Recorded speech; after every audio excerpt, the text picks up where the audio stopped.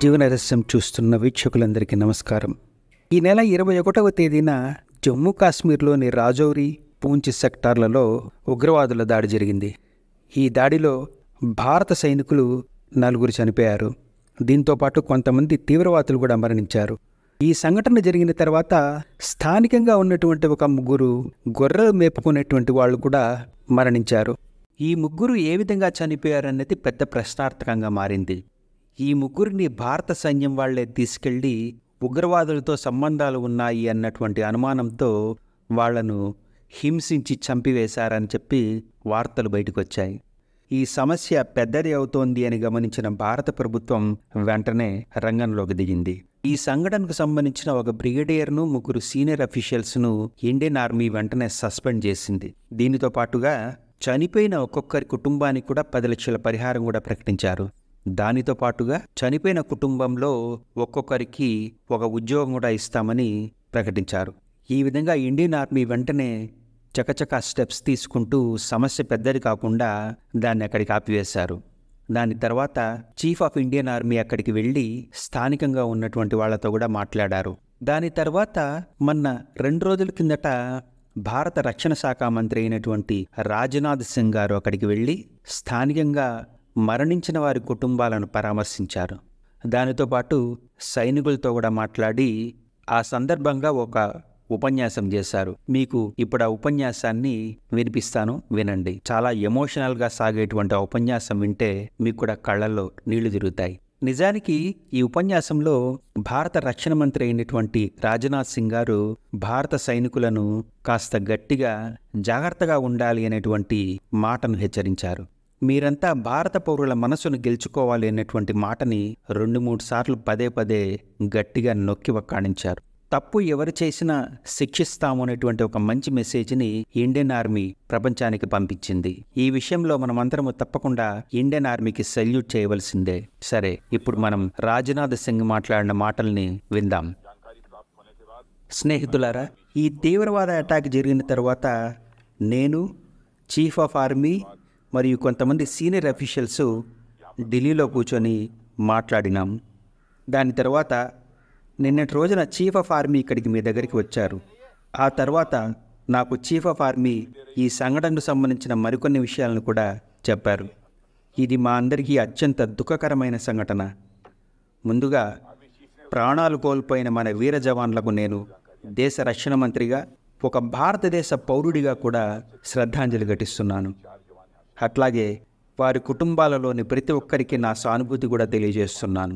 ఈ సంఘటనలో గాయపడిన మన సైనికులు కూడా త్వరగా కోలుకోవాలని చెప్పి ఆ ఈశ్వరుని ప్రార్థిస్తున్నాను. ఈ సందర్భంగా ఈ జరిగిన దుస్సంఘటన యొక్క సీరియస్నెస్ దృష్టిలో పెట్టుకొని దానికి అవసరమైన చేయవలసినటువంటి అన్ని పనులను మేము చేయడానికి పూర్తిగా ప్రయత్నం చేస్తున్నామని నేను మీకు ఇక్కడ హామీ ఇస్తున్నాను. మాకు ప్రతి సైనికుడు అత్యంత విలువైన వ్యక్తి. ప్రతి ఒక్క సైనికుడు మా కుటుంబ సభ్యుడు. ఈ భావన ప్రతి ఒక్కరిలోనూ ఉంది. ఈ దేశంలోని ప్రతి పౌరుడిలోనూ ఉంది. మీ మీద ఎవరైనా కన్ను వేస్తే మేము ఎట్టు పరిస్థితుల్లోనూ సహించము. ఈ విషయాన్ని నేను మీకు హామీ ఇస్తున్నాను. ఇలాంటి దురదృష్ట సంఘటనలు జరగకుండా ఉండేందుకు సెక్యూరిటీ మరియు ఇంటెలిజెన్స్ ఏజెన్సీలు కలిసి తమ బాధ్యతలను నిర్వహిస్తాయి. భవిష్యత్తులో ఈ విభాగాలు మరింత శక్తివంతంగా పనిచేసే విధంగా మేము ఇంకొన్ని చర్యలు కూడా తీసుకుంటున్నాము. ఈ విషయంలో అవసరమయ్యే ఎటువంటి ఖర్చులకు కూడా మేము వెనకాడం. మా ఖజానా వీటి కోసం పూర్తి సహకారం అందిస్తుంది. కానీ ఇలాంటి సంఘటనలను ఏదో జరుగుతూ ఉంటాయి అనేటువంటి నిర్లక్ష్యంతో మాత్రం చూడకూడదు. కాబట్టే మనం మరింత అప్రమత్తంగా ఉండాలి.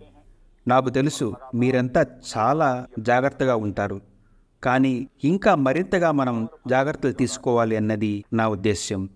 మీరు చేస్తున్న ఈ దేశ సేవకు మేమంతా కృతజ్ఞతాభావంతో ఉంటాం. దీనితో పాటు మీరు చూపేటువంటి శౌర్యము, పరాక్రమము మాకంతా ఎంతో గర్వాన్ని కలిగిస్తూ ఉంటుంది.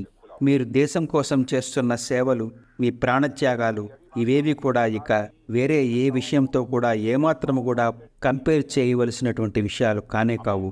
వీటికి ఏవి సాటి రావు. వీటికి ఎలాంటి వేళ కట్టలేము. మీ సేవలు అత్యంత విలువైనవి.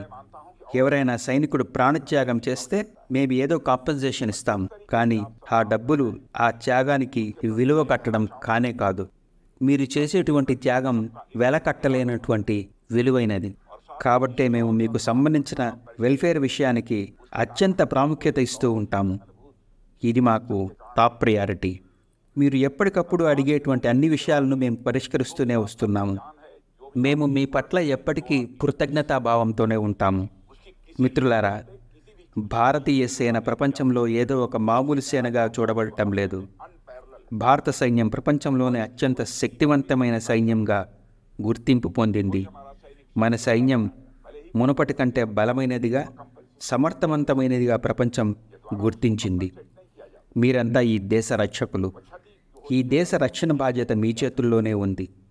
కానీ అదే సమయంలో ఈ దేశం యొక్క విశ్వాసాన్ని పొందడం, ఈ దేశ ప్రజల మనసును గెలుచుకోవడం, ఇది కూడా మీ మీద ఉన్నటువంటి అత్యంత ముఖ్యమైన బాధ్యత. ఈ విషయాన్ని మీరు ఎట్టి పరిస్థితుల్లోనూ మర్చిపోకూడదు. నాకు తెలుసు, మీరు ఈ విషయంలో కూడా అత్యంత జాగ్రత్తగా ఉంటూ ఉంటారు. కానీ అప్పుడప్పుడు కొన్ని సంఘటనలు జరగడం వలన మన దేశ ప్రజలు బాధపడకూడదు. కాబట్టి మీరు ఈ విషయంలో ఇక మీదట అన్ని జాగ్రత్తలు తీసుకోవాలి. మీరు దేశానికి ఉన్నతమైన సేవ చేస్తున్నారు. దానివల్ల మీరు ఈ దేశ ప్రజల విశ్వాసాన్ని కూడా చూరగొంటే మీ సేవ మరింత ఉన్నతంగా ఉంటుంది. మీరు ఈ ప్రయత్నం చేస్తున్నారు, కానీ ఇది మరింత శ్రద్ధతో చేయాలని నేను మిమ్మల్ని అందరినీ కోరుకుంటున్నాను. మీరు ఎప్పటికప్పుడు ప్రజల మధ్యకు వెళ్ళి వారి యోగక్షేమాలను కుశల ప్రశ్నలు వేసి కనుక్కోవాలి. ఏదైనా ఘటన జరిగితే వాళ్ళ వద్దకు వెళ్ళి ఆ ఘటన గురించి వివరాలు అడిగి మీరు కనుక్కోవాలి. అట్లాగే వాళ్లకు కావలసిన వివరాలు కూడా మీరు ఇవ్వడం, ఇవన్నీ మీ బాధ్యతలో భాగాలుగా మీరు చేయాలి. మీరందరూ ఒక విషయం గుర్తుపెట్టుకోవాలి. మన కర్తవ్యం కేవలం యుద్ధం గెలవడం, శత్రువుతో పోరాడడం మాత్రమే కాదు. వాటితో పాటుగా మనం ఈ దేశ ప్రజల విశ్వాసాన్ని, మనసుని గెలిచి తీరాలి. ఇది మీ అందరి ముఖ్యమైన బాధ్యత. యుద్ధం గెలవాలి, ఉగ్రవాదులను తొదముట్టించాలి, అట్లాగే సామాన్య ప్రజల మనసును గెలవాలి. ఈ మూడు కూడా మీ అందరి భుజాల మీద ఉన్నటువంటి అత్యంత ప్రధానమైన బాధ్యత. మీరు ఈ విషయంలో బాధ్యతగా ఉండడానికి ప్రయత్నం చేస్తున్నారని నాకు బాగా తెలుసు. మీరు ఇప్పుడు చూపుతున్న ధైర్య సాహసాలను, విలువలను ఇట్లాగే కొనసాగించండి. నేను మీకు మళ్ళీ చెబుతున్నాను, ఈ దేశం మీకు సర్వదా రుణపడి ఉంటుంది. నేను ఈ సమయంలో ఇంతకంటే ఎక్కువ చెప్పను. మీ అందరికీ మరొక్కసారి నా ధన్యవాదాలు. ఈ సందర్భంగా నేను మీ కుటుంబాలను కూడా అభినందిస్తున్నాను. సైన్యంలో పనిచేయడం అన్నది రిస్క్ ఉన్న ఉద్యోగం అని మీ కుటుంబాలకు తెలిసినా కూడా మిమ్మల్ని వాళ్ళు సైనికుడిగా పంపించారు. ఈ ఉద్యోగ బాధ్యతల్లో ఏమైనా జరగవచ్చు, చివరకు ప్రాణాలు కూడా పోవచ్చు. కానీ మీ కుటుంబాలు ఎంతో ధైర్యంగా మిమ్మల్ని సైనికుడిగా పంపించారు. మీలో బలమైన సంకల్ప శక్తి ఉంది. మీరు తీసుకున్న ఈ ఉద్యోగ బాధ్యతలు, మీ సాహసం నిండినటువంటి ఆలోచనలు నేను ఈ దేశ రక్షణ మంత్రిగా పూర్తిగా అభినందిస్తున్నాను. జనులకు మీ పట్ల ఎంతటి గౌరవభావన ఉన్నదో నేను మీకు ప్రత్యేకంగా చెప్పవలసిన పనే లేదు. మీరు మీ గ్రామాలకు సెలవుల్లో వెళ్ళినప్పుడు మీ చుట్టుపక్కల ఉన్నటువంటి ప్రజలు మీ పట్ల చూపేటువంటి ఆ గౌరవం, ఆ ప్రేమ మీ అందరికీ బాగా తెలుసు. ఒక సైనికుడు దేశం కోసం ప్రాణత్యాగం చేసినప్పుడు ఆ శవయాత్రలో ఎన్ని వేల మంది, ఎన్ని లక్షల మంది పాల్గొంటారో చూస్తే ఏ పెద్ద దేశ నాయకుడి శవయాత్రకు కూడా లభించినంత గౌరవం ఒక సైనికుడి శవయాత్రకు లభిస్తుంది. వేల సంఖ్యలో, లక్షల సంఖ్యలో ప్రజలు వచ్చి శ్రద్ధాంజలి ఘటించి కన్నీళ్లు పెట్టుకుంటారు.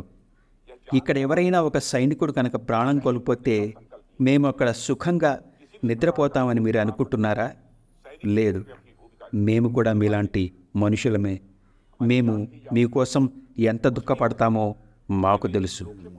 మిత్రులారా, మీ శౌర్య పరాక్రమాల పట్ల మాకు సంపూర్ణమైన విశ్వాసం ఉంది. మీరంతా ముందుకు నడవండి.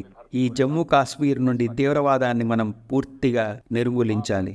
ఈ సంకల్పంతో మనమంతా ముందుకు సాగుదాం. మీ అందరికీ మరొకసారి నా హార్దిక శుభాభినందనలు. మీరు ఈ విషయంలో తప్పక విజయం సాధిస్తారనేటువంటి సంపూర్ణ విశ్వాసం నాకుంది. నేను ఇప్పుడు ఆ విశ్వాసంతోనే ఇక్కడి నుండి వెళ్తున్నాను. మీ అందరికీ మరొకసారి నా ధన్యవాదాలు. జై హింద్. భారత్ మాతాకి జై.